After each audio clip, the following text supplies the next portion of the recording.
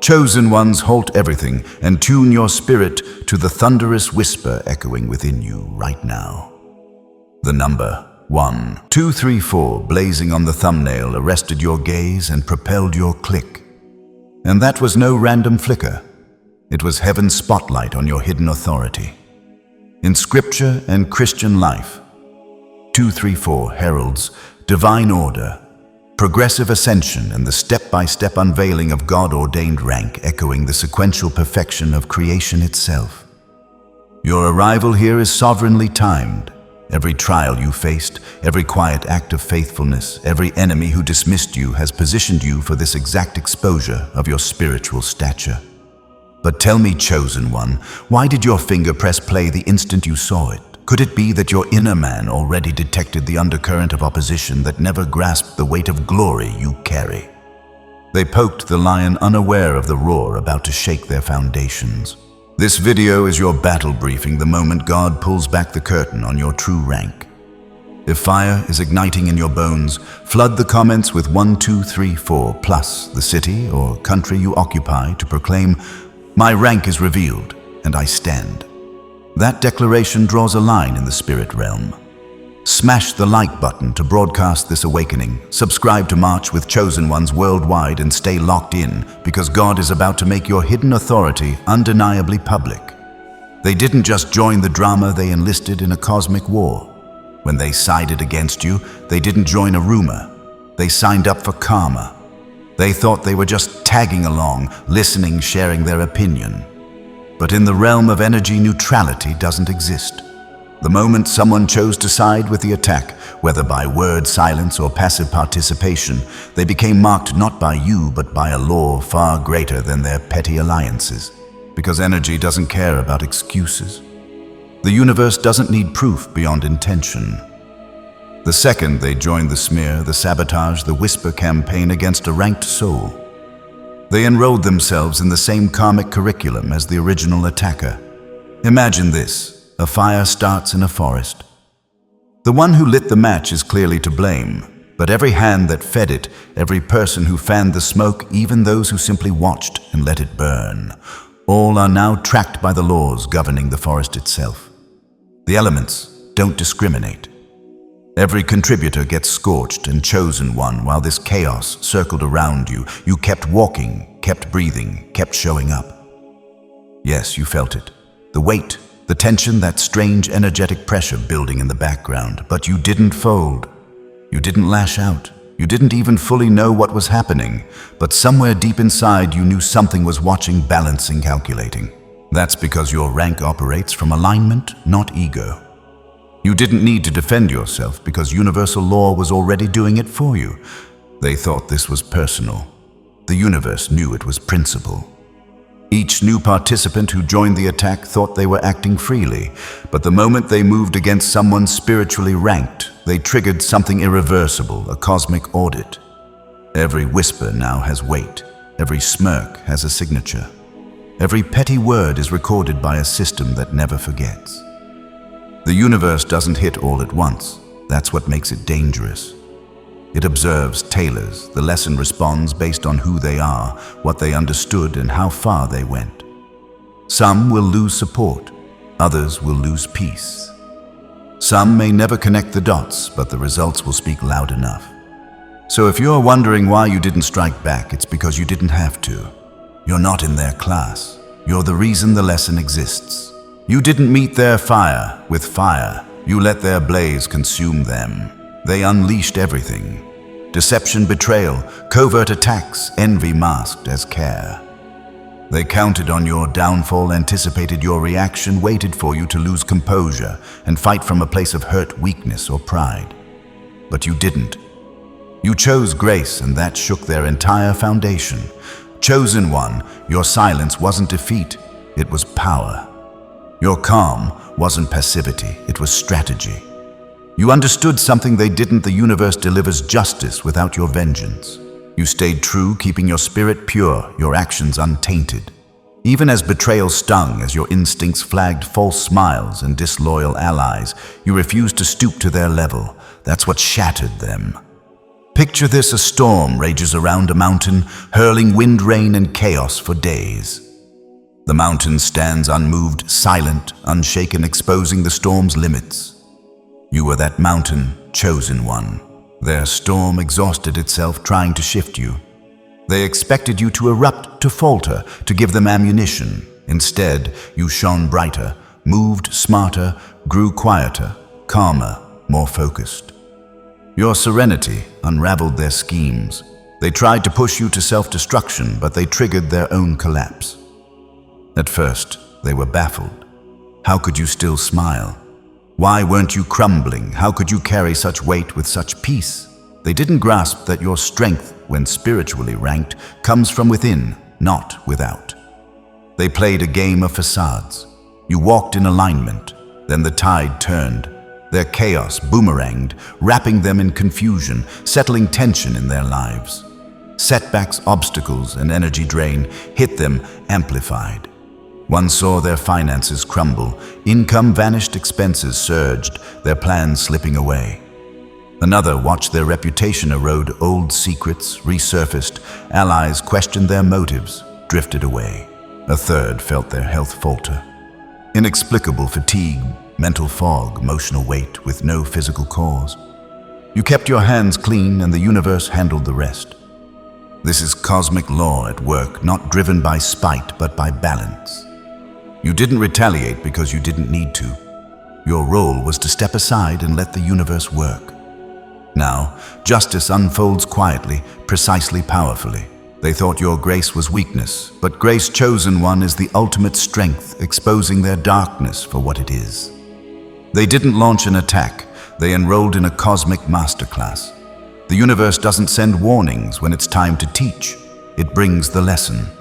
The test is always open book. They thought they could harm you and walk away untouched, believing their actions would vanish into the noise of everyday life. What they didn't realize is that the universe takes spiritual offenses personally, especially against a ranked soul. What followed wasn't punishment, it was education.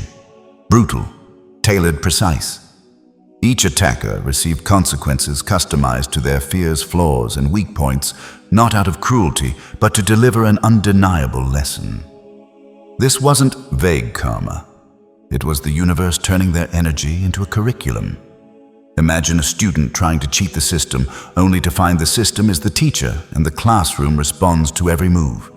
They weren't just participants in a spiritual war. They were students in a school they never applied to, taught through their own downfall. They faced setbacks, blocked roads, strange losses, yet called it bad luck. Blamed timing, pointed fingers at co-workers' exes, the economy, anything but themselves. They thought hitting harder would break through, doubled down. Recruited allies, tried new tactics, believing your protection could be worn down like stone under rain. But protection born from cosmic authority isn't stone, it's air. You can't punch what you can't touch. Every ounce of force they sent was counted, measured, converted into fuel, not for your destruction, but your elevation. Your spiritual rank isn't passive, it's reactive. The more pressure they applied, the stronger your cosmic reinforcements became. Every jab justified more divine defense. Every scheme advertised your need for expansion, and the universe delivered on time with interest. Suddenly, things shifted not for them, but for you. Doors opened where walls once stood. People in power noticed your name in rooms you hadn't entered. Resources appeared from unexpected corners. The success they tried to block accelerated. Imagine them watching you rise while their foundations crumble. The promotion they thought was theirs gone. The recognition they feel entitled to faded. Their once loyal allies, distant, uncomfortable, silent. Their bodies, fatigued minds, clouded plans collapsing before they began.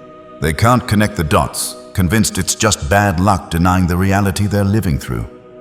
Admitting you were protected would mean admitting they were out of line. But the universe isn't waiting for them to understand. It shows them spiritual hierarchy isn't debated, it's experienced when you overstep. They overstepped big. Now they're not just losing, they're learning not by theory or concept, but by collapse. Education is just beginning. They weren't battling you, they were challenging the divine system that guards you. The moment of truth arrived, not with a roar, but with a quiet jolt, a stillness that chilled them to the core. Their carefully crafted schemes executed with effort, secrecy, and intent not only failed, but turned against them. You didn't merely endure their campaign, you flourished through it, and that shattered them in ways no counterattack could. They expected your ruin, but you rose. They awaited your fall, yet you stepped into breakthroughs without effort. They watched powerless as the rewards they coveted landed in your hands, as if designed for you because energy honors alignment, not ambition. Picture this. You move forward with open hands, calm and steady. They chase frantically, fists clenched, pursuing what flows to you naturally. What belongs to you arrives effortlessly. What isn't theirs slips away. Despite their efforts to block your path, the universe redirected blessings faster than they could act. They saw it unfold, projects once withheld, now yours without resistance. Opportunities. They tried to sabotage, flooding your way people. They turned against you now, championing your cause. While they schemed, you thrived. They tried to curse your harvest, only to see you dine at a table they couldn't near. Financially, the shift was clear, where they expected you to falter. You found stability. Unexpected funds, timely. Wins, long-delayed rewards arriving right on time. Every attempt to sap your resources opened new streams. Dormant connections sprang to life, bringing allies, mentors, and supporters who lifted you higher with ease. Your personal life blossomed, relationships grew deeper, truer, safer. New people arrived who accepted you as you are. Old wounds began to heal as stress lifted and peace returned. Meanwhile, they crumbled their reputation, fading energy, drained circles, fracturing minds, lost in confusion, unable to piece together the bold truth. Then came the revelation, a piercing moment that shattered their denial. You weren't lucky, you were ranked. Their fight wasn't with an equal, it was a cosmic mismatch, like a spark vying with the sun, a feather defying gravity, an echo trying to outshout thunder. They mistook your humility for fragility, your quiet confidence for passivity, your understated presence for powerlessness. That was their fatal misstep. True spiritual rank doesn't boast or explain, it moves in quiet alignment with the universe, shifting tides without warning, elevating without permission. You didn't cast spells or seek protection, it's woven into your very being. They see it now, not in warnings, but in outcomes. They aimed at you and broke themselves, waged war on your peace and lost theirs. They thought they challenged a person. They defied a law. The hardest truth for them, this was never a fair fight. Not because you overpowered them, but because they had no right to touch what was divinely sealed. Now, they're learning what that means. They didn't lose a battle. They leapt into their own downfall, thinking the universe would catch them. They came at you like warriors, but fell like fools, not because you fought back, clapped back, or lifted a finger, but because they violated the laws of alignment and mistook it for cleverness. They weren't fighting you, they were defying gravity while pretending they could fly. When they hit the ground, the silence was deafening. Imagine this, someone climbs to a cliff's edge, fueled by ego and envy, thinking they can defy nature itself. They laugh as they jump, confident they'll float. But what follows isn't a fight, it's a fall, fast, hard, inevitable. That's what happened. They thought their tactics, rumors, sabotage, and spiritual interference would bring you down. The forces lifting you didn't just shield you, they turned on them. The moment they became a threat to your alignment, the universe rearranged consequences with surgical accuracy. Every curse they cast returned with their name. Spiritual law doesn't require belief to function, doesn't need witnesses, doesn't wait for apologies. It responds to energy. Energy doesn't lie. They threw darkness, and it looped back precisely. The job they tried to block for you. They're unemployed. The rumors they spread about your character, their inner circle questions them. The financial stress they tried to manifest, their accounts are in the red with no opportunity in sight. The irony, every trap they set snapped shut on them. Every malicious prayer echoed louder in their own home. The spiritual realm they weaponized turned every misused law against them. They tried to manipulate the current and were swept away by the undertow. Meanwhile, you rose, not just survived, not just endured, but evolved. This wasn't just defense, it was an upgrade. Your spiritual clarity sharpened your manifestations, accelerated your energy, clean, expansive, untouchable. You didn't just make it out, you emerged wiser, stronger, ranked higher than before. What was meant to silence you, amplified you. What was meant to curse you, crowned you. The universe's final message to those who fell: you never had the power to break what was cosmically sealed. Jeremiah chapter 1 verse 5 confirms, "Before I formed you in the womb, I knew you before you were born. I set you apart. You didn't triumph by fighting harder. You prevailed because no fight was needed." The truth settled softly, but with undeniable force. You passed the test not through retaliation or vengeance, but through restraint. You walked through flames without raising your voice. As the smoke cleared, you weren't merely unscathed, you were transformed. You didn't break, crumble, or react as they hoped. This wasn't just an attack. It was your activation. While they exhausted themselves seeking your flaws, they unveiled your rank. The fiercer their assault, the clearer your power shone. You discovered new depths within yourself, realizing your calm was wisdom, your silence authority. Your refusal to engage in their war wasn't fear, it was confidence in a law they never studied. You passed not by fighting, but by knowing you didn't need to. Meanwhile, they unraveled spiritually bankrupt, emotionally drained, materially depleted. Every bit of energy they spent against you boomeranged sharper, stronger, tailored by the forces they sought to manipulate. They thought they were striking strategically, but signed up for a spiritual reckoning. Every moment spent plotting cost them their own purpose. Every slanderous word chipped away at their alignment. Picture this: they tried to break down your door, while their own house burned behind them. By the time they noticed it was too late, their safe haven was ash. Some tried to backtrack, acting as if nothing happened, sending casual messages, pretending time erases energy. But the universe doesn't indulge pretense. Spiritual law ignores fake apologies or masks energy moves until balance is restored. Their efforts to rebuild burned bridges only highlighted their ruin. Others came forward in panic, offering explanations. Apologies, trying to bargain with a system ruled by principle, not pity. True repentance might ease consequences, but it can't undo them. Energy doesn't erase, it answers. Some even twisted the story, blaming you for the chaos they caused, claiming you wielded unseen forces to ruin them. But you know the truth. They shattered themselves, trying to shatter you. You didn't curse or chase revenge, you simply existed guarded by your spiritual code. They couldn't handle the outcome of a war they weren't fit to wage. Now they face consequences they can't escape, and a truth they can't rewrite. You stood above their battlefield unshaken, wiser, purer, more elevated, not because of what you did to them, but because of what they revealed about you. You passed, and nothing will ever be the same. They tried to make an example of you, but the universe made an example of them. Some lessons don't need words, they echo through energy felt by all who watch. What started as a personal attack became a cosmic broadcast. The consequences didn't just land on your attackers, they rippled outward, loud and clear, into unseen realms where intentions are watched and energy is currency. The universe didn't just respond. It made a statement, a warning, a message to those watching in silence, entertaining envy, or considering testing you next. Imagine this: a single lightning strike meant to destroy one tree lights up the whole sky.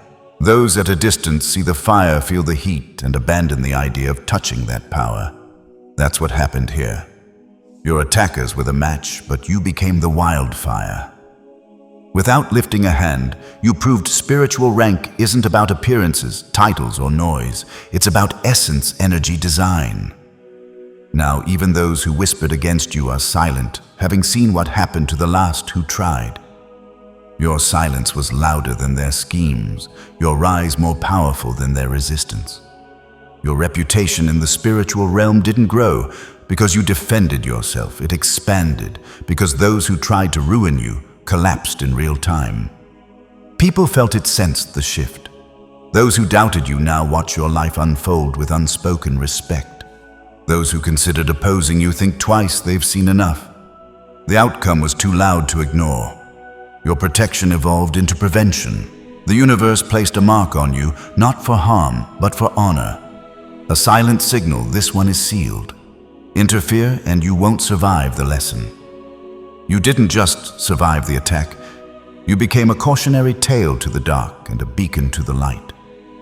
You didn't know the realms your name reached, but they know now. You walk with something ancient, unshakable, unspoken, but universally understood. This test, though painful, gave you clarity. Your confidence was never ego, it was knowing. That quiet strength wasn't emptiness, it was divine authority, silently at work. You've seen how the universe responds, rearranging the seen and unseen to protect what matters.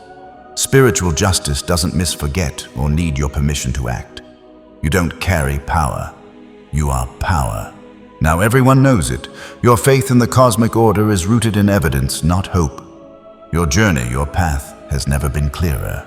You walk with assurance that you can't be shaken by opinions or opposition because your spiritual rank wasn't earned through effort.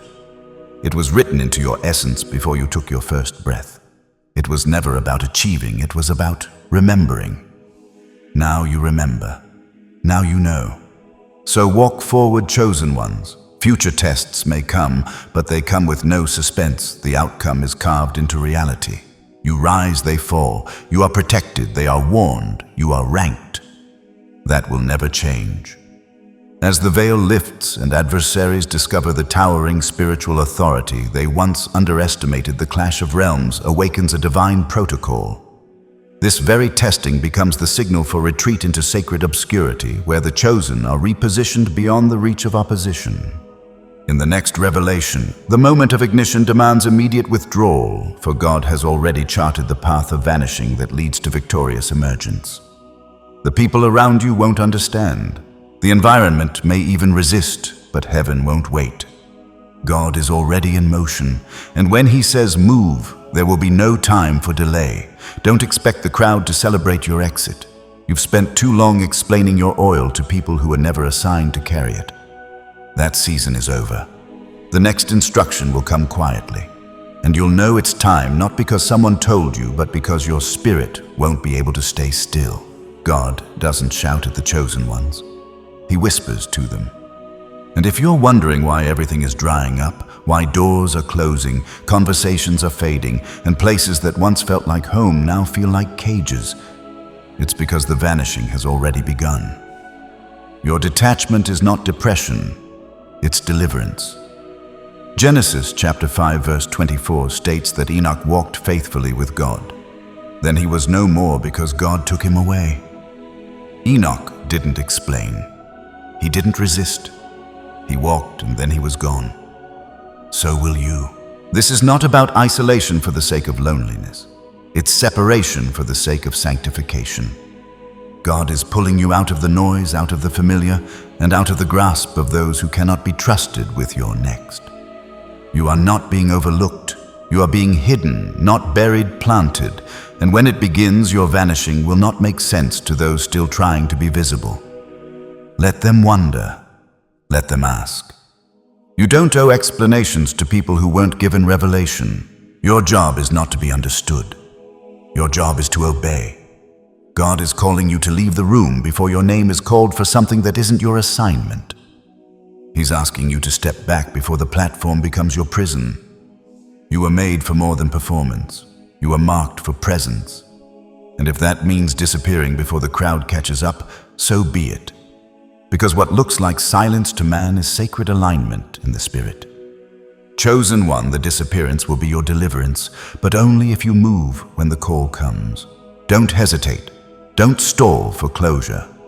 Closure is a luxury not granted to the call. Let them think what they want. Let them fill in the blanks.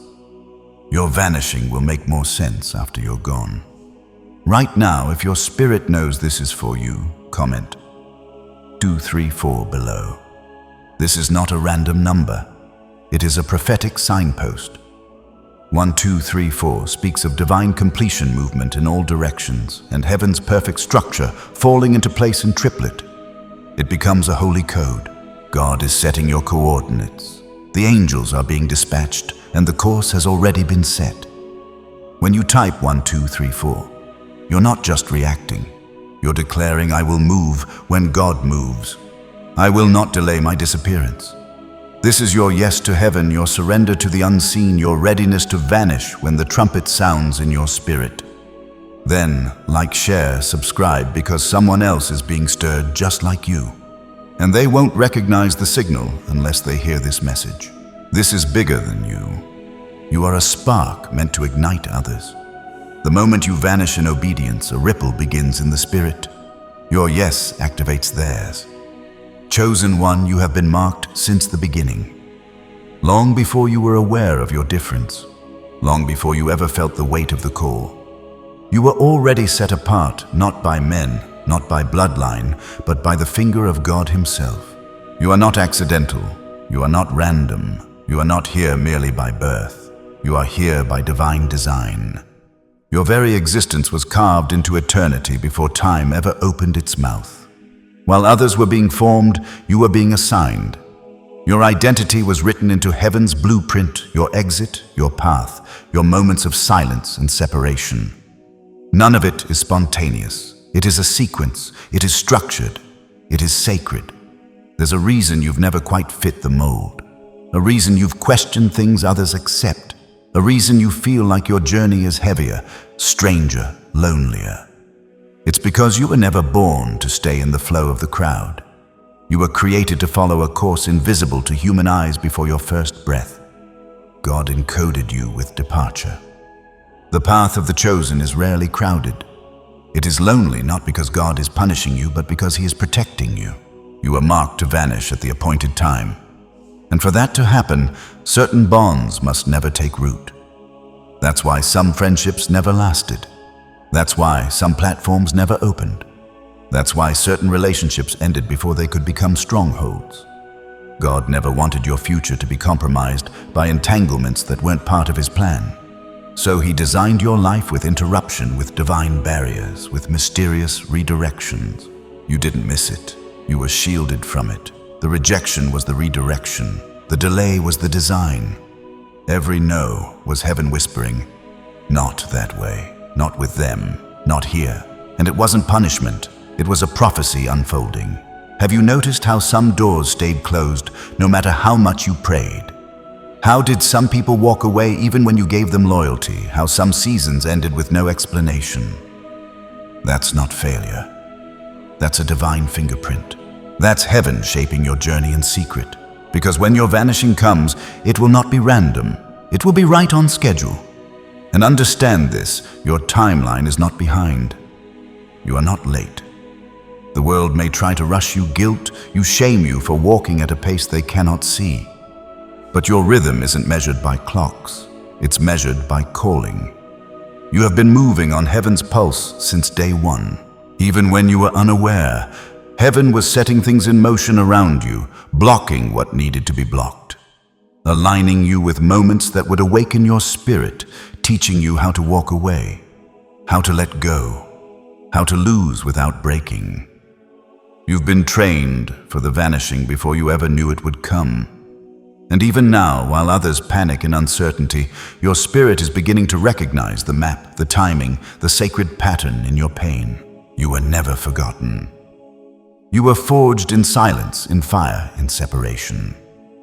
Jeremiah chapter 1 verse 5 confirms, "Before I formed you in the womb, I knew you. Before you were born, I set you apart. I appointed you as a prophet to the nations." That's not just poetic.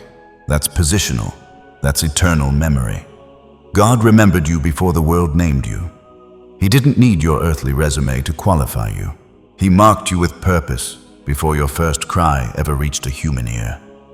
And that mark, it's what's kept you alive. It's what's held you back from places that would have buried your calling. It's what's preserved your soul when others collapsed under pressure. You are not weak. You are wired differently. You feel deeper. You see clearer. You battle heavier. Because your journey isn't just for survival, it's for assignment. Your vanishing has already been set into motion. Every moment up to now has been building to that divine departure, the day you walk away without warning, the day you step out of rooms you were never meant to finish. In the day you disappear from what used to define you, not in defeat, but in fulfillment. So do not resist the preparation. Don't curse the separation. Don't mourn what God removed to preserve your future. You are not here to impress.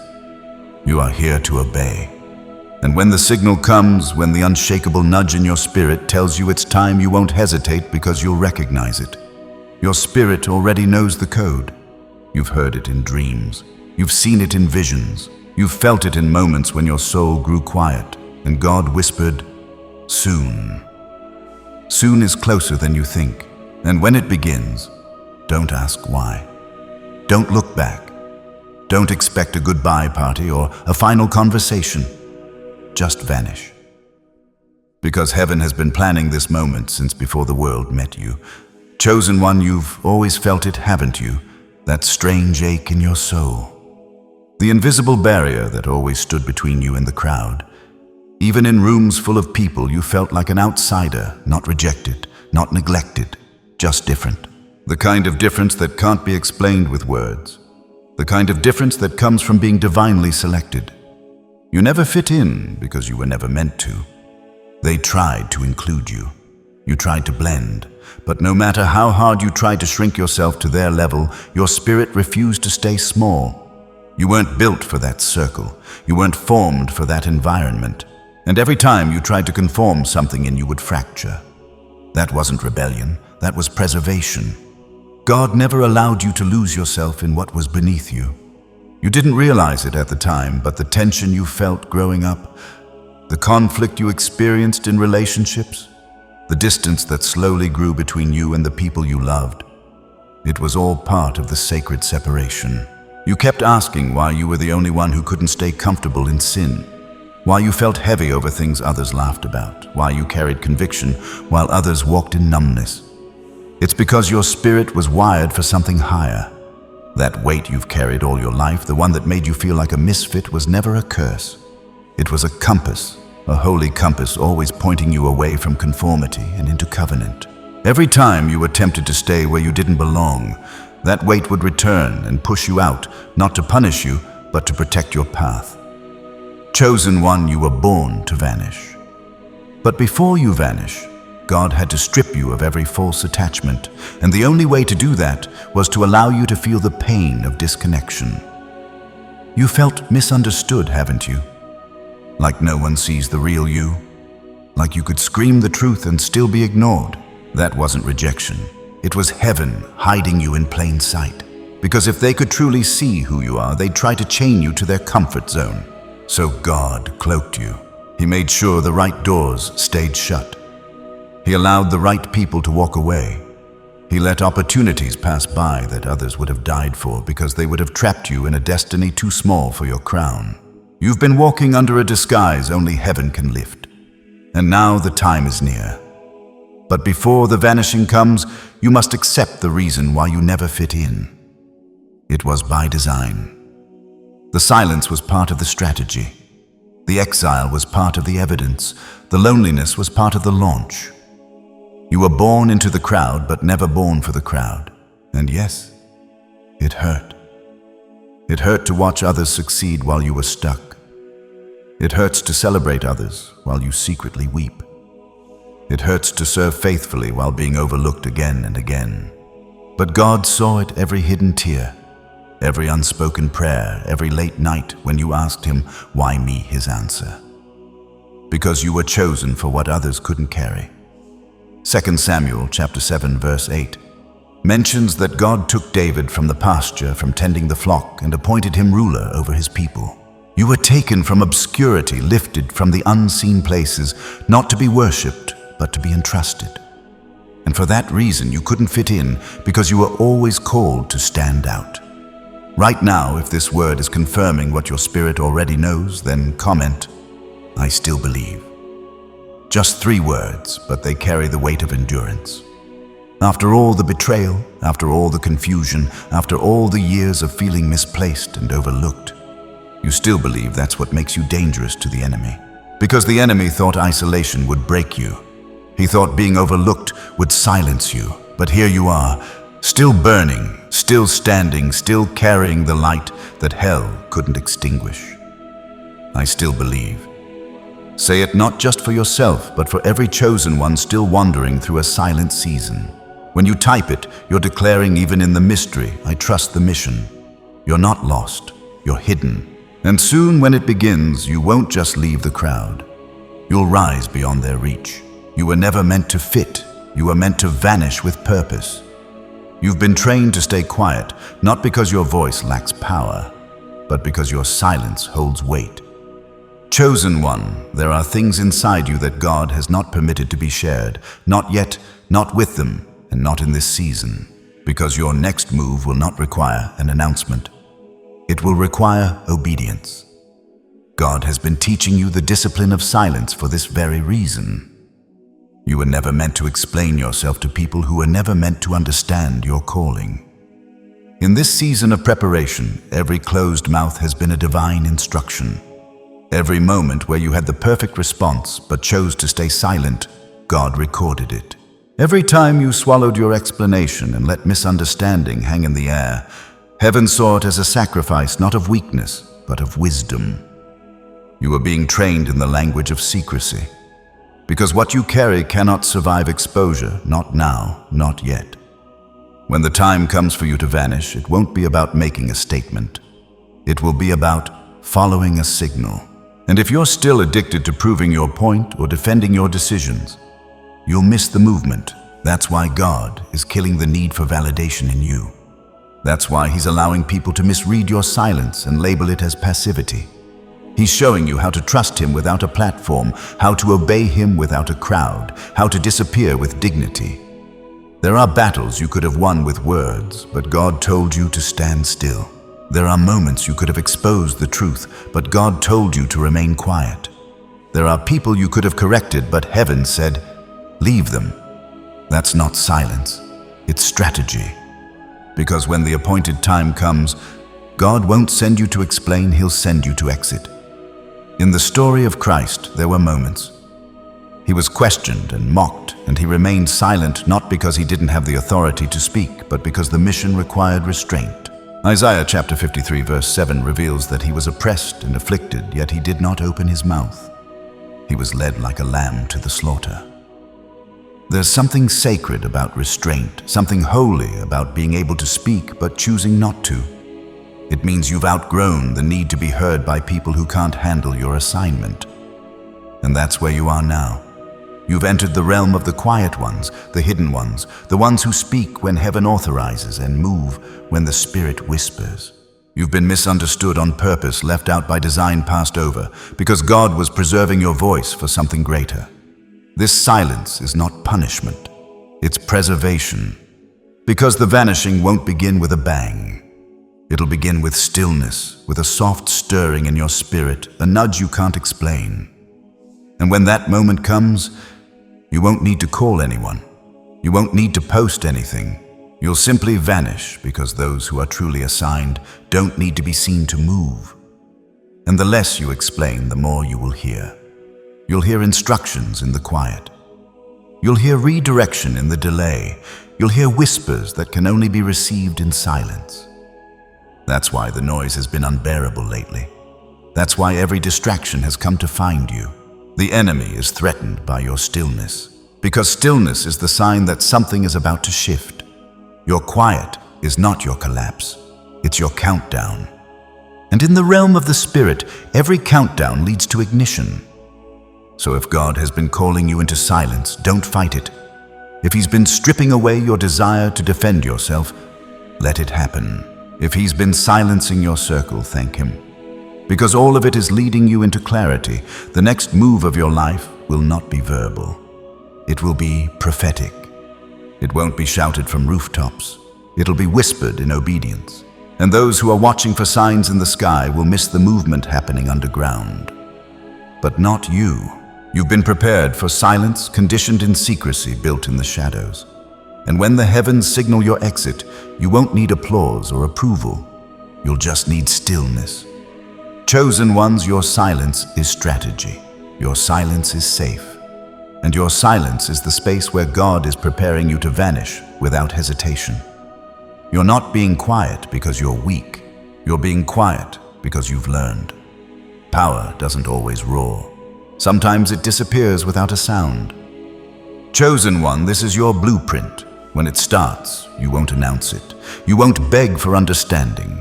You won't leave behind explanations written in haste or goodbye notes soaked in apology.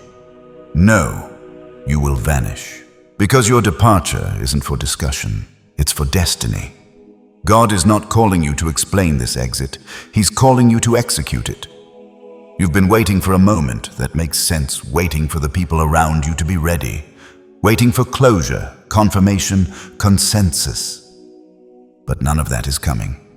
Because vanishing doesn't come with ceremony. It comes with a command. And when heaven says go, the ones who delay out of sentiment become stuck in cycles they were meant to escape. This isn't abandonment. It's alignment. God has been slowly removing your fingerprints from the things you were never meant to stay attached to, the job that turned toxic, the relationship that drained you, the community that once fed you, but now frustrates you, the dreams that no longer fit the version of you he's forming. You're not being stripped, you're being freed. The vanishing is not a punishment, it is a promotion into privacy. It is God saying you've outgrown this space, this level, this season. That's why you can't settle. That's why the thought of staying makes your spirit ache. That's why you feel out of place in environments that used to satisfy. Heaven is signaling. The spirit is stirring. The divine evacuation is in motion. And your only job, obey the route. Even if it means walking away from platforms you built. Even if it means stepping back from people who love the old version of you. Even if it means disappearing from circles that crowned you while God was trying to anoint you. You don't need to stay to prove anything. Sometimes the most powerful thing a chosen one can do is leave without leaving a trace. We are reminded through the story of Elijah that those called by heaven often move in mystery. 1 Kings chapter 17 notes that Elijah appears with no introduction, no backstory, just a word from God. And just as quickly he vanishes into Zarephath. Why? Because his movement wasn't for applause. It was for an assignment. His comings and goings were ordered by heaven, not explained to man. That is your blueprint. This vanishing season will make no sense to those who crave clarity. It won't look holy to the religious. It won't seem strategic to the planners, but it will be divine because obedience doesn't require understanding. It requires surrender. And Isaiah chapter 30 verse 21 affirms that whether you turn to the right or to the left, your ears will hear a voice behind you saying, "This is the way. Walk in it." That voice will not shout, it will whisper. And when it does, don't ask questions. Just move. You may not get to say goodbye. You may not get to post about it, but you will get to leave. Chosen one, heaven has built this next move for you in secret, and when it starts, the path will open quickly. Don't hesitate. Don't pause to explain. Don't stall for validation. Just move. And if this message has stirred something in you, something deep and unshakable, let that be your confirmation. Click like a personal yes to heaven. Not for the algorithm, but because sometimes obedience starts with a small act of agreement. If someone came to mind while reading this, don't ignore it. Share this word discreetly, faithfully. You never know whose spirit is waiting for clarity through your courage. If you haven't already, subscribe to stay aligned with what God is speaking in this season. The ones who are tuned in will not miss their moment. The updates are more than messages. They're instructions for the hidden ones. And for those who feel led not by pressure, but by purpose, you can sow into this assignment, whether through prayer, words of encouragement, or a gift of any size. Your seed waters what heaven is doing here. It keeps the voice flowing. It reaches the next chosen one, wandering in silence, still waiting for confirmation. God doesn't need crowds. He needs commitment. Let your heart posture remain. Use me, Lord. Move me when it's time. Your vanishing will not be in vain. Your obedience will not go unnoticed, and your story, though hidden, will shift generations. You're not walking away. You're walking into prophecy. Chosen one, the shift is already in motion. What you're feeling right now, the discomfort, the detachment, the divine disconnection, it's not a coincidence. You are standing at the edge of something sacred. Your spirit senses what your mind can't fully explain. You are being prepared to vanish, not randomly, not emotionally, but prophetically. This is not confusion. This is confirmation. The shaking in your environment is not the enemy. It's alignment. Heaven is unsettling everything that has become too familiar, too predictable, too small. You may feel like you're losing control, but what's really happening is that God is taking control. He's taking over the space where fear used to lead, where survival used to guide you. And he's replacing it with something far more divine: timing. You see, vanishing isn't just about disappearing. It's about becoming invisible to what used to distract you, pull you, or delay you. And to do that, God has to strip the noise. He has to mute the chatter. He has to close the doors you keep staring at, hoping they'll open again. But hear this, when God closes a door for the chosen, it's never for loss, it's always for launch. Chosen one, this shift has a number. It has a mark. Heaven is sealing something over you. When God says move, that's a signal in the spirit that you're not clinging to what he's stripping, that you trust the timeline even when it interrupts your comfort. And make no mistake, comfort is the enemy of calling. The longer you wait to feel ready, the more you will blend into patterns that were never meant to hold you. But this message isn't letting you go back. It's been sent to pull you forward, to remind you that what's shifting around you is a reflection of what's activating inside you. So get ready. When it starts, you must vanish not in fear but in faith, not in silence but in surrender. And your surrender begins now with recognition, with agreement, with alignment. Comment 234 below.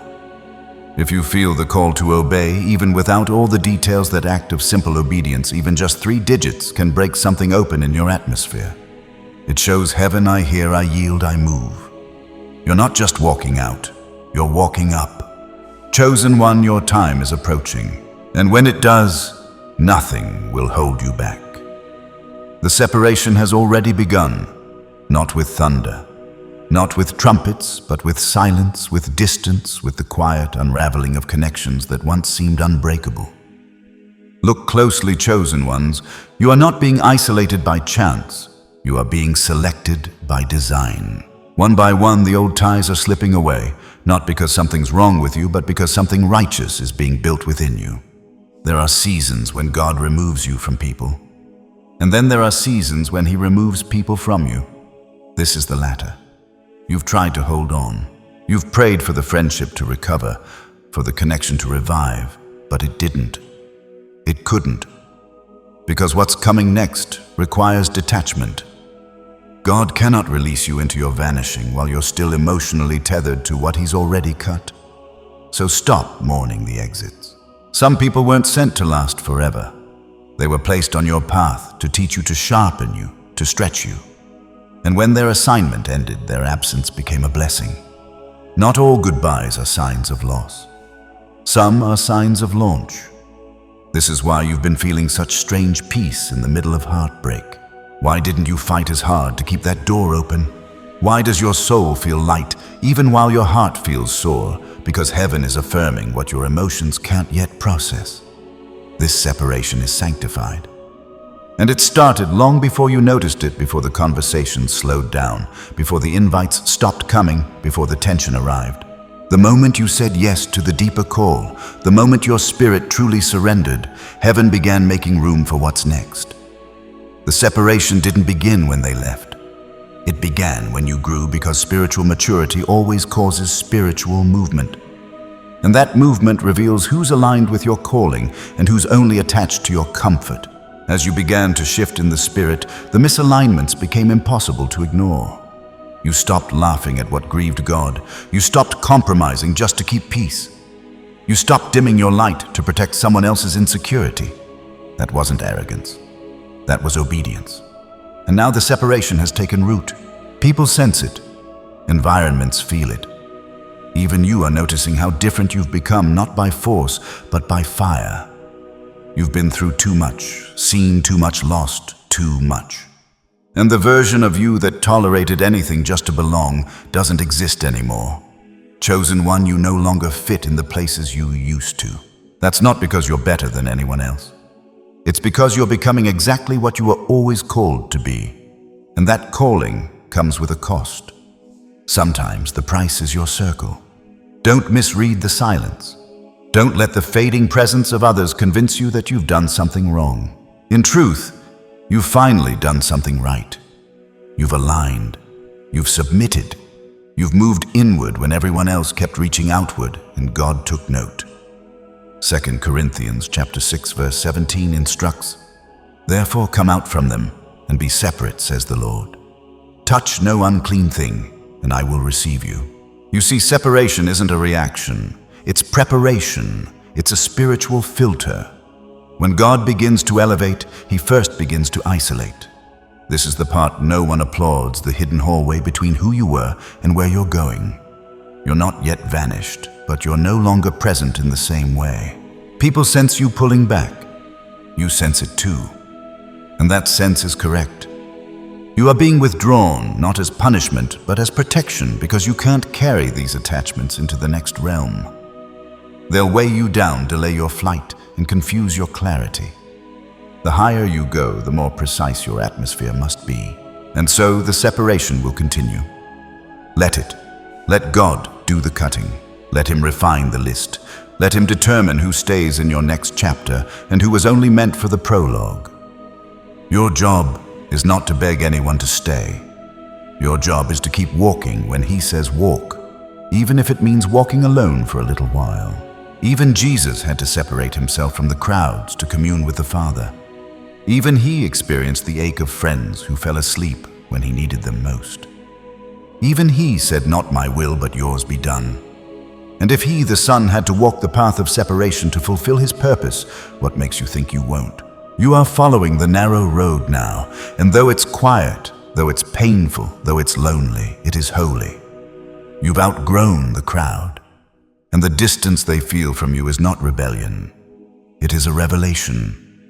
You are being revealed not to them, but to yourself. Chosen one, the separation has already begun. Let it finish its work. You were never meant to explain your exit. Chosen one, part of your obedience will include walking away from places that once celebrated you and doing it in silence. The season you're entering is not about convincing others. It's not about gathering approval. It's about trusting that when God calls you out, He has already made provision ahead. Some exits are noisy. Yours will be sacred. You've always felt the weight of needing to explain yourself, to prove your motives, to make sure no one misunderstood why you stepped away. But this time, God is saying, leave it.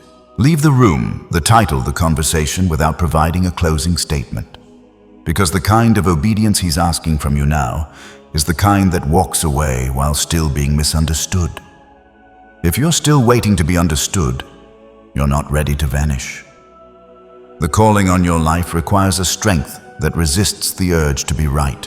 There will be moments when God will ask you to release people, places, and platforms while they still think you're wrong. You'll feel the sting of silence, the ache of being misread. But this is part of the assignment. Your exodus isn't for their clarity, it's for your covering. You are not leaving because you're bitter. You're leaving because you're becoming.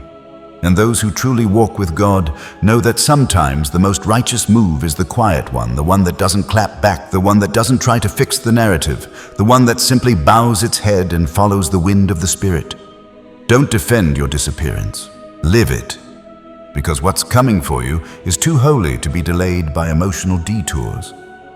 The longer you try to tidy up every misunderstanding, the more you delay what's already in motion.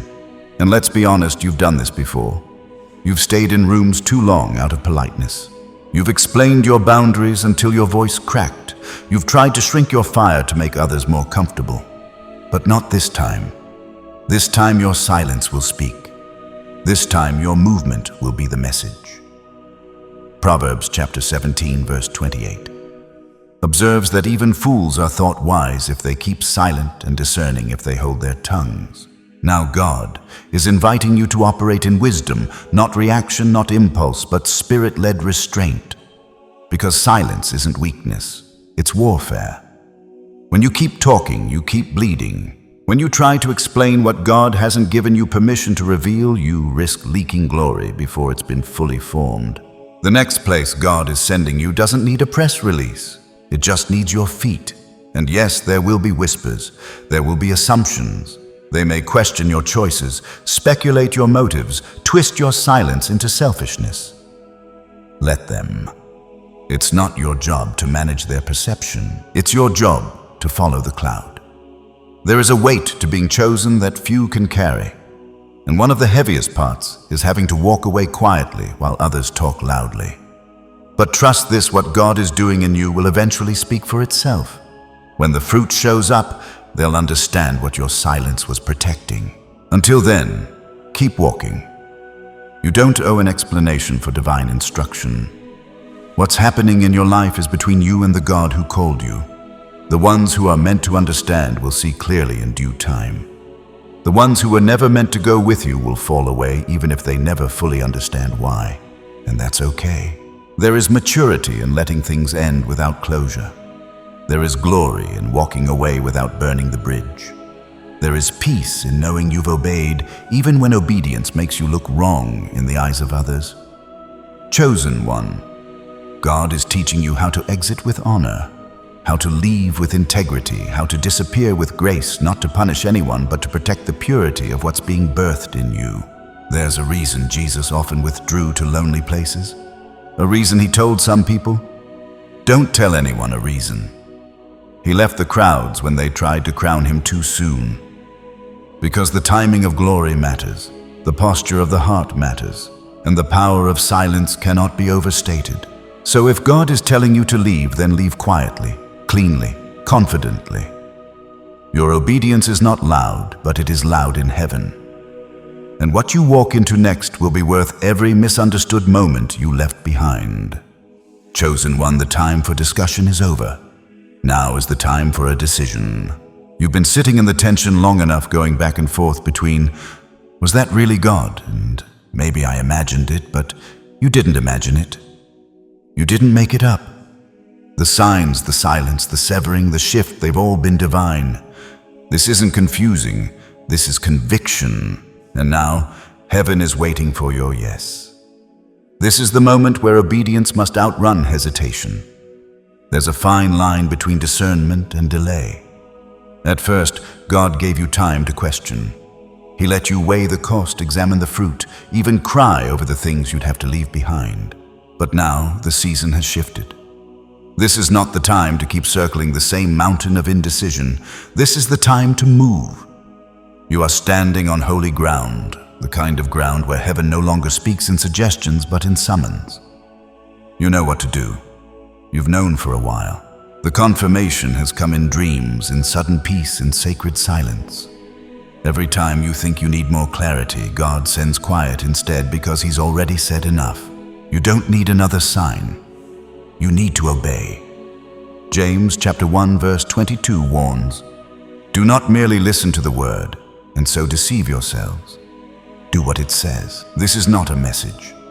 It's a moment, a divine threshold between knowing and doing, between feeling called and living called, between praying about it and walking it out. God is calling you to act while it still costs something. Because obedience that waits until it's easy isn't obedience. It's convenient. You've delayed long enough. You've second-guessed long enough. You've collected enough prophetic words to last a lifetime. But the next part of your journey won't come through another confirmation. It will come through your obedience. There is a window of mercy that opens in certain moments. And when that window closes, you can't get it back by wishing. You can only return through repentance. And God in His mercy is holding that window open for you right now. But it won't stay open forever. If you delay too long, the momentum will lift. The grace for the shift will withdraw. And what once felt clear will suddenly feel cloudy again, not because God changed His mind, but because your delay caused you to miss the rhythm. Don't miss the rhythm. You are not standing here by accident. You are not hearing this by coincidence. This moment is a turning point disguised in calm. And if you let fear talk you out of it, you will find yourself stuck in a cycle that heaven already tried to release you from. This isn't just about you. Your obedience is connected to others. Someone is waiting for the version of you that only emerges on the other side of this yes. You will move when God speaks, even when you don't understand. This is not emotional hype. This is spiritual agreement. Heaven doesn't wait for the hesitant. It moves through the yield. And God is looking for someone like you to respond without flinching, to move without a map, to obey without delay. Because what's waiting for you is not on the other side of more time. It's on the other side of trust. This is your moment. Right now, while the fire is hot and the voice is clear. If you know this word is for you, don't scroll past it. Don't save it for later. Let heaven hear your answer. Comment, "I won't wait." Then get up. Do what you were told to do. Make the call. End the cycle. Write the resignation. Start the journey. Cut the tie. Book the exit. Whatever it is, do it now. Because when you move, mountains will too. There is a code embedded in your calling, a spiritual pattern that echoes through the stories of the chosen. It's the code of sudden removal, of divine evacuation, of sacred exits that don't make sense to the crowd but are always right on time in heaven. You've seen it in the lives of those marked before you. You felt it brewing on your own, and now it is near. When it begins, it will be swift. There will be no extended warnings, no emotional countdown, no time to tie up every loose end. The signal will sound in your spirit, and the wind of God will begin to move around you. You'll feel it in the way people respond to you, in the way environments become uncomfortable, in the way peace shifts suddenly, and your feet grow restless. This is what Scripture meant when it recorded the lives of those who vanished on time. Elijah didn't die. He was taken. The whirlwind came. The chariots descended. And the prophet was caught up without warning. He didn't have time to preach one more sermon, to say farewell to the crowd, to gather the following. His assignment had ended, and heaven removed him before the earth had a chance to claim him. That's what's about to happen for you. Your exit won't be messy. It will be mysterious.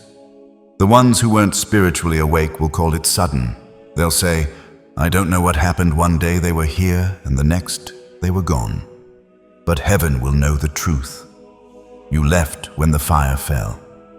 2 Kings, chapter 2, verse 11, describes how, as they were walking along and talking together, suddenly a chariot of fire and horses of fire appeared and separated the two of them, and Elijah went up to heaven in a whirlwind. Suddenly, not weeks, not months, not someday, suddenly. And when you suddenly come, you won't have the luxury of hesitation. You'll need to trust what you feel in your spirit more than what you see with your eyes. You'll have to leave some questions unanswered. You'll have to walk away with doors still open behind you, knowing God will shut them once you've cleared the threshold. This is not fear. It's faith in motion. Your vanishing won't be a retreat. It will be a rise. Just like Elijah, you are being lifted above the noise. God is removing you from conversations that no longer carry weight, from battles that aren't yours, from people who don't recognize the oil you carry. And He is doing it quickly, because the timing of your extraction matters more than the comfort of your delay. Chosen one, this is why it's been intense lately. Why did the warfare increase? Why the spiritual pressure has been relentless? Why relationships have been tested and stripped? Because right before every divine departure, the fire falls to burn away everything that can't fly with you. The fire doesn't come to destroy you. It comes to separate. And what survives the fire is what travels with you. That's why you must not mourn what the fire consumes. You must not weep over what cannot come. You must not cling to what God is pulling from your hands. The fire is not your enemy. The fire is your vehicle. This isn't just your escape, it's your elevation. And as you prepare to move, don't forget the ones behind you. There are others watching, waiting, discerning. Some of them haven't yet found the courage to obey. Some are still asking God for confirmation. When you move, your movement becomes their message. Your obedience becomes their permission. So if this word is awakening something deep in you, if your spirit is burning with clarity, trembling with alignment, respond in kind. Don't keep it to yourself. There are others who need this. Click like if this message found you in your moment. It may seem small, but it's your public yes. It says, I recognize what's happening in me, and I won't ignore it. Share this word if someone in your circle has been sensing something shift. You don't need to explain it. Just release it the same way this message was released to you. And if this voice has walked with you through this journey, consider staying close. Subscribe if you haven't yet, not for content, but for clarity. This space is more than a platform. It's a prophetic lifeline for those learning how to walk out the vanishing. Lastly, if you feel stirred to go further, to sow into what you've received, give as the Spirit leads, not for applause, not under pressure, but as a sign. I recognize the oil and I value the voice. Every gift, big or small, extends the reach of these words into more hidden rooms, where more chosen ones wait. You're not donating to a channel. You're investing in an assignment, and right now that assignment is in motion. The whirlwind is closer than it's ever been. Get ready. You won't always get to explain, but when it starts, you must vanish. When familiar turns foreign, that's your signal. Not every shift comes with lightning. Sometimes it comes with silence, with restlessness, with an unspoken knowing that what once fit no longer does. And when that moment arrives, it is not your cue to fix it. It is your cue to follow. Chosen one, you've been sensing the unfamiliar rise within the familiar. The places you once ran to for peace now provoke agitation. The people you once leaned on for comfort now leave you confused. You've outgrown the room, but the walls haven't moved. That tension is holy. You're not broken, you're becoming. This is how heaven moves a chosen one, not always by force, but by friction. What no longer feeds you begins to frustrate you. The conversations that once excited you begin to feel hollow. The vision that once stirred your spirit begins to feel too small. These aren't signs that something's wrong. They're signs that something's awakening. There is no revelation without disruption. God often allows what's familiar to turn unfamiliar as a divine nudge, a warning that your season has expired.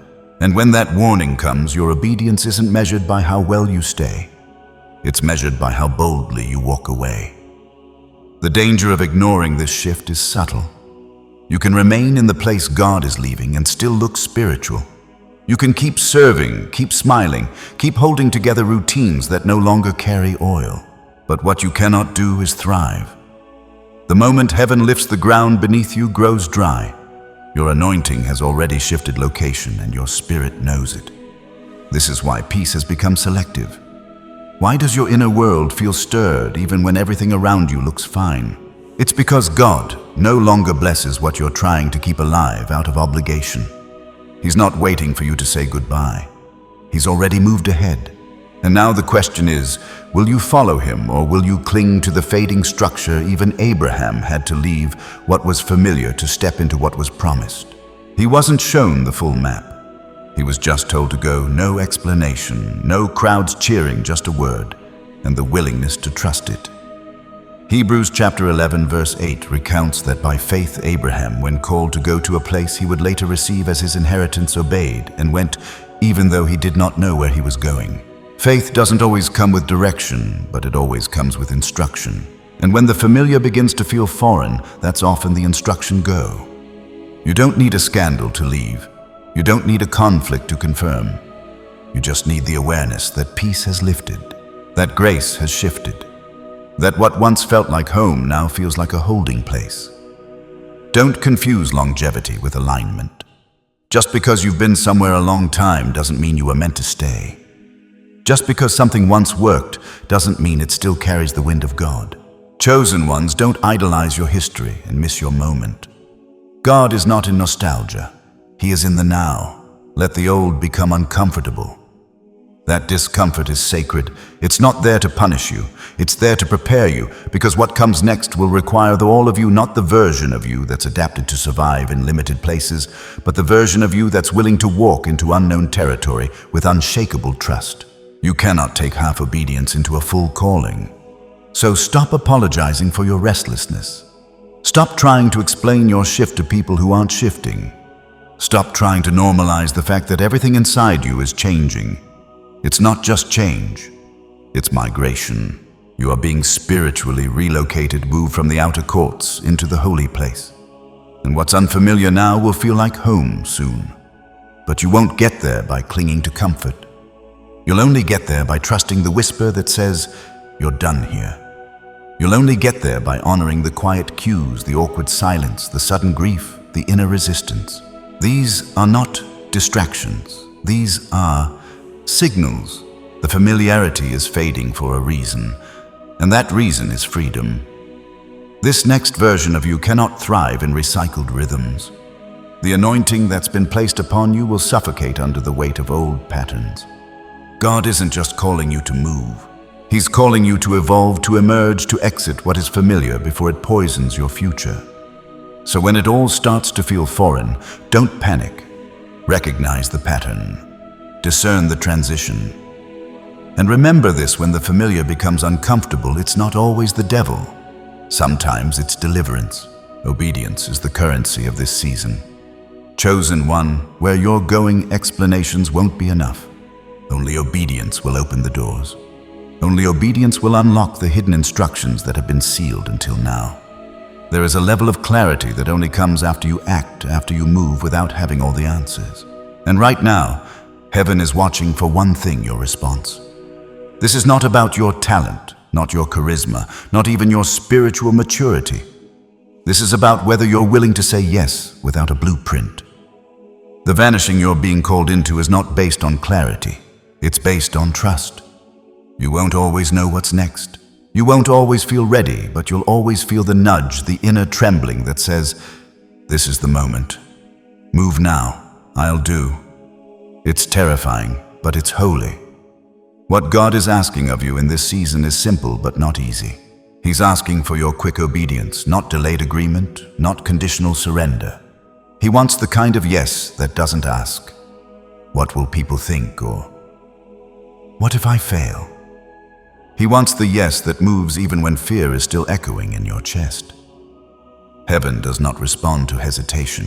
God moves through those who move with Him. The longer you wait, the more you risk missing the window. Every delay doesn't just cost time, it costs alignment. You cannot carry a heavenly calling while negotiating earthly comfort. So if you've been waiting for everything to line up, stop. The instructions are already clear, and what you don't know now will be revealed on the road. Scripture gives us this pattern over and over again. Noah didn't wait for a cloud before building the ark. Moses didn't wait for Pharaoh's approval before leading the people out. Mary didn't wait to understand how before saying, "Be it unto me." Psalms chapter 119 verse 60 expresses the heart of obedience. "I will hasten and not delay to obey your commands." There is a blessing that belongs to those who obey immediately. Because obedience doesn't just protect you, it positions you. It unlocks the next instruction. It aligns your steps with the exact timing of heaven. Delayed obedience is disobedience in disguise. You've felt the shift, haven't you? That sense that time is moving faster, that hesitation costs more, that the consequences for delay feel heavier. That's not your imagination. That's the tightening of the timeline. The exit is timed. The instruction is windowed. When God says move, He means now. You are not being rushed. You are being rescued from a version of your life that looked stable but was slowly draining you, from a rhythm that looked fruitful but was keeping you small, from people who looked supportive but were secretly tying your identity to their comfort. God is not calling you to chaos. He's calling you out of the storm you've learned to tolerate. The illusion of safety is what keeps most people stuck, but you've seen too much, felt too much, grown too much. You know what it feels like to ignore the prompting and pay for it later. Don't do it again. This is your time to move, not in fear, not in guilt, but in confidence, in trust, in full surrender. Because once you step out, heaven will begin to move in ways you didn't expect. Clarity will return, provision will show up, peace will settle. But none of it will happen while you remain standing at the threshold asking for more time. Time is not the answer. Obedience is. Chosen one, you are one step away from everything shifting. Heaven's evacuation notice has already been issued, not in writing, not in visible form, but in the spirit, where your senses have been stirred, where your sleep has been interrupted, where your peace has started pulling you in another direction. This evacuation is not about geography. It's about posture. God is calling you away from a place, yes, but more deeply, He is calling you out of a posture that no longer carries His presence. The exit is not always physical. Sometimes it is mental, emotional, relational. Sometimes the most powerful evacuation is internal, the kind that nobody sees but everyone senses. Chosen one, you've already begun to leave. Even if your body is still in the room, your heart has already shifted. You no longer resonate with what used to inspire you. The sound of certain voices no longer moves you. The values that once defined your days now feel foreign. You've already turned inwardly, and heaven is now confirming it outwardly. You are not disloyal, you are just done. And there is no shame in that. There is no failure in recognizing that grace has shifted. In fact, it is a mark of spiritual maturity to sense the change before the crowd does. Noah built the ark before it ever rained. Abraham left before the land was revealed.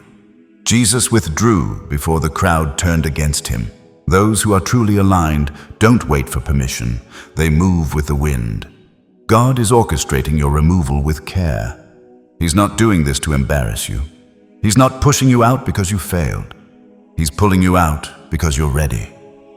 There's a point where the cocoon can no longer contain the wings, and trying to stay small becomes painful. That pressure you feel, that strange discontent, that sense of something being off, it's not the enemy. It's the edge of the old breaking open. Heaven is saying it's time. No, and not just time to go, but time to trust that what God has prepared for you is worth what you're leaving behind. You may not see it all yet. You may only have glimpses, but your obedience is unlocking more with every step. You do not need the full picture to obey. You need a posture that says, even if I can't see it, I'll follow the one who can. God has not just scheduled your departure. He's already secured the route. There are things being shifted in the background right now on your behalf. People you haven't met yet are being prepared to receive you. Places you've never seen are being cleared out to make room. Conversations are being had in rooms you've never entered. And your name is being spoken in atmospheres you didn't even know existed. You're not behind. You're being positioned. You've been hidden for a reason. You've been quiet for a season, but none of it was wasted. Every unseen tree was part of the setup. Every silent night was a seed. And now the fruit is beginning to press against the surface. That pressure you feel is not punishment. It is the pressurizing of purpose. The old shell cannot hold this new oil. This evacuation is divine choreography. It may look messy to others. It may look like a disorder. But heaven knows exactly what it's doing. It's not chaos. It's calling. It's not retreat. It's reordering. God is shifting things around you because He is setting the stage for what comes after this vanishing. And when the vanishing comes, you will not have time to pack your bags. You will not be able to hold final meetings, draft closure letters, or wait for everyone to understand. The moment will come, and you will move suddenly, completely quietly. And though you may feel the ache of what's left behind, your spirit will rejoice in what lies ahead. Isaiah chapter 43 verse 19 proclaims, "See, I am doing a new thing. Now it springs up. Do you not perceive it? I am making a way in the wilderness and streams in the wasteland." A new thing is already unfolding, and like all new things, it begins in discomfort, in departure, in decisions that no longer make sense to the flesh but are deeply confirmed in the spirit. Don't resist the release. Don't mourn the shift. The same God who sent the cloud to guide Israel through the wilderness is the one guiding you now. You are being led, not pushed. And though this journey may feel like exile to others, it is actually elevation in disguise. You are being called up, not down. You are being prepared for more, not removed because of less. The evacuation is divine. The instruction is holy, and the time is now. What looks like your vanishing is actually your victory, chosen one. Not everyone will understand what's about to happen to you. They will see the silence, the disconnection, the absence, and they'll call it failure, isolation, or maybe even rebellion. Let them talk. Let them wonder.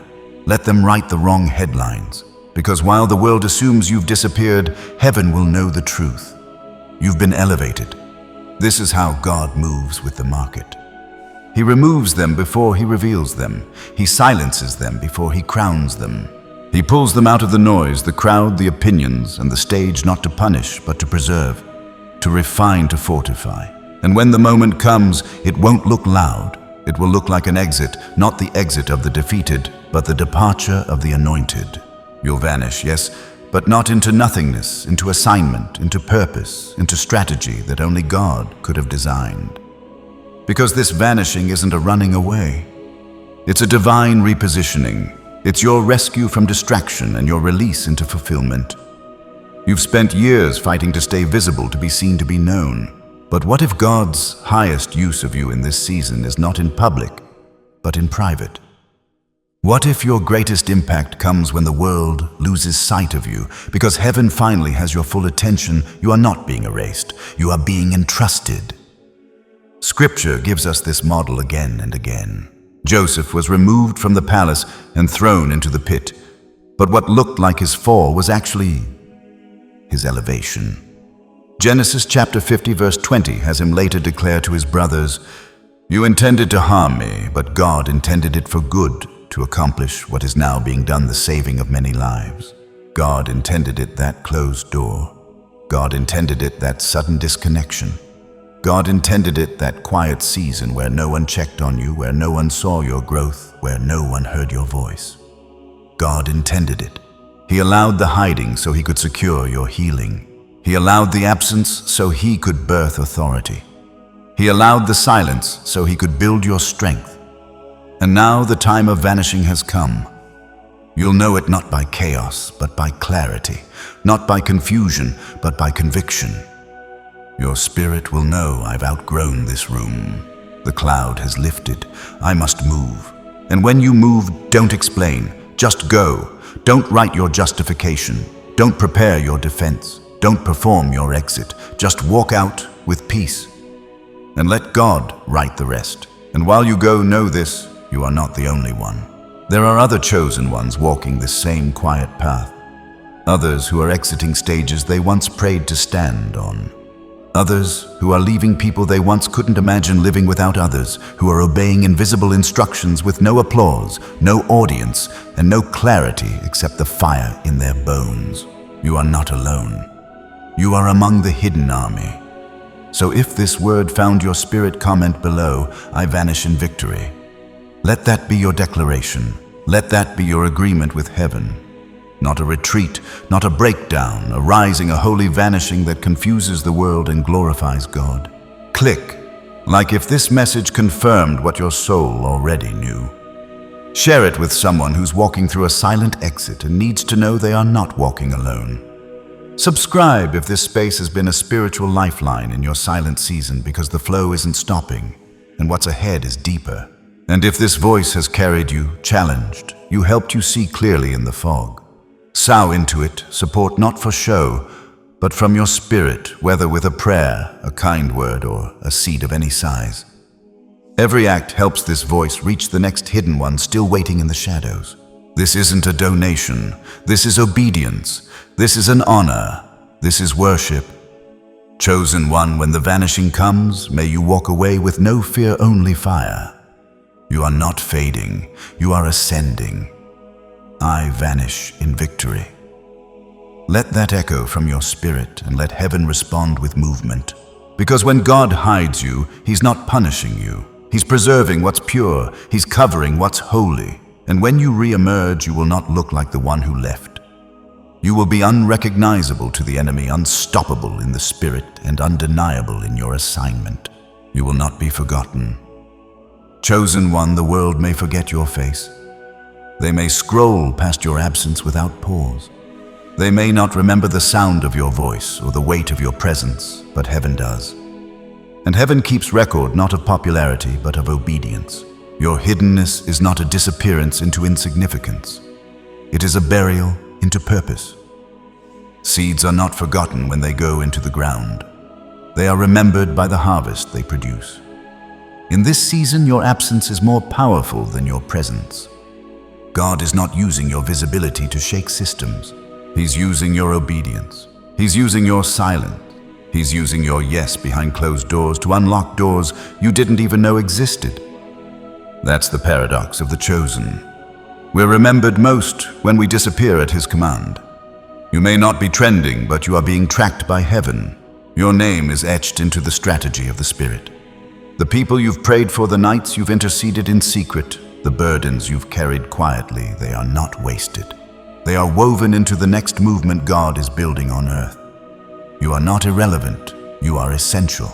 And when you vanish, your echo will remain in the people you spoke life into before walking away in the atmospheres you shifted by just being there in the spiritual doors you opened that others will walk through without even knowing your name. You are the intercessor heaven assigned to go ahead, not to be seen, but to make the path ready. This is legacy, not loneliness. Legacy is not measured by attention, it's measured by alignment. And right now, you are aligned with something greater than visibility. You are aligned with a heavenly blueprint that requires your hiddenness. You are aligned with generations you've never met. People you'll never know. Blessings you'll never see, but they'll all trace back to the day you said, "Yes, Lord. I will vanish if that's what you need." Because real impact doesn't require stage lights. It only requires surrender. God is teaching you how to leave rooms in obedience, not bitterness. How to step away with peace, not pride. How to disappear without resentment, knowing that your exit is not erased. It is elevation through obedience. You don't have to be seen to be significant. You don't have to be known to be necessary.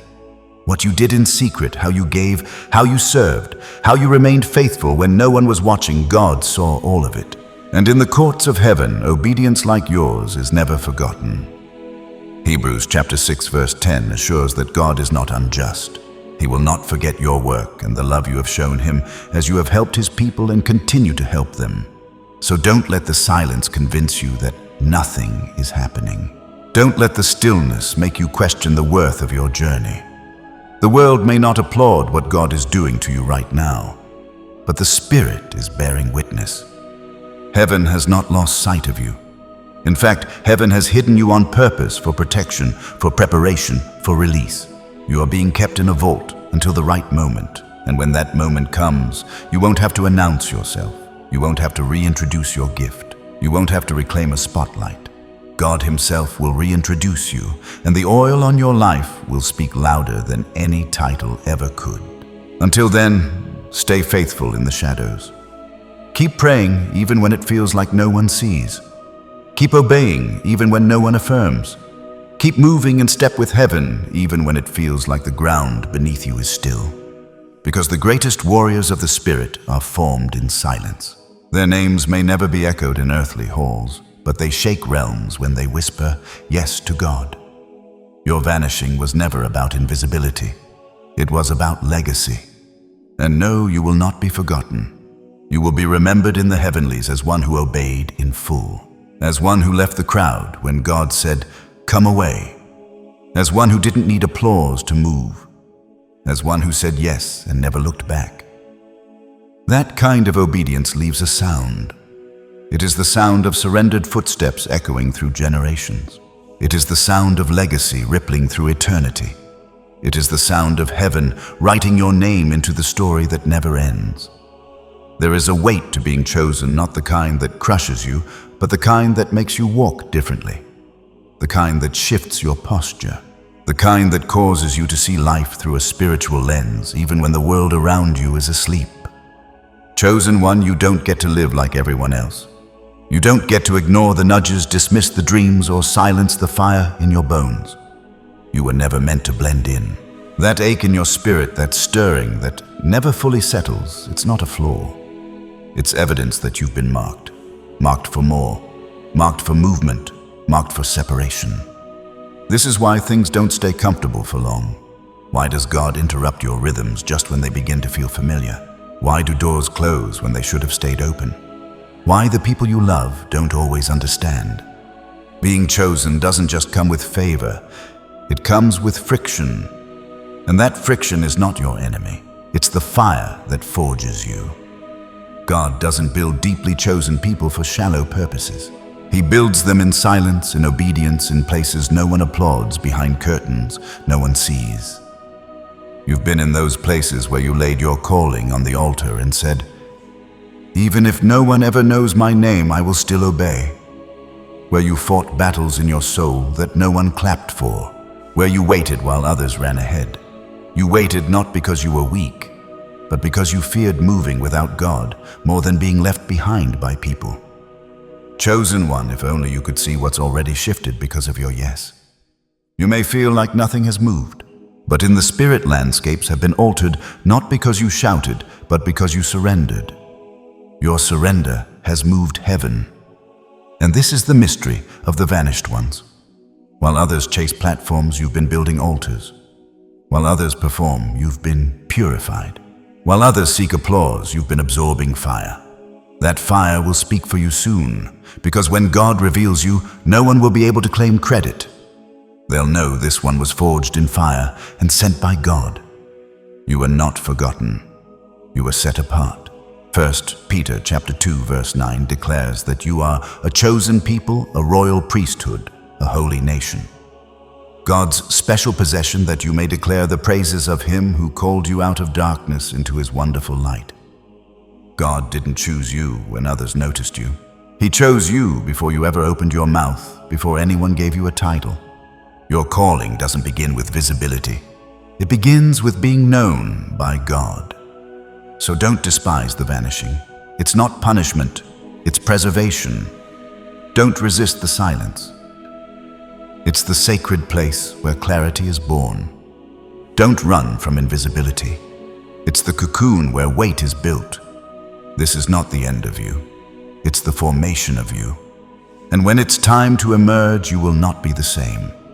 You will carry something unshakable, not noise, but power, not image, but oil, not theory, but glory.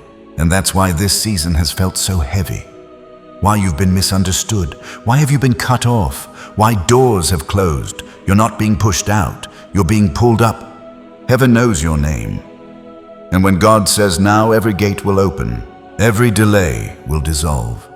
Every shadow will give way to light. But until then, stay faithful in the quiet. You are becoming the kind of person who doesn't just walk into rooms, you shift them. Not because of charisma, but because of consecration. Not because of your voice, but because of what you carry. People may not recognize it yet, but hell does, and heaven never forgets. You've been consistent in the pruning, obedient in the silence, faithful in the dark, and now you stand on the edge of release. The next move won't be for show. It will be for strategy. The next room won't need performance. It will require power. You're not just vanishing, you're becoming. And when you re-emerge, you won't look like the one who left. You'll be fire-walked, word-fed, spirit-wrapped. You'll be the evidence that hidden seasons weren't wasted. They were weapons. And no one will be able to say you forced it.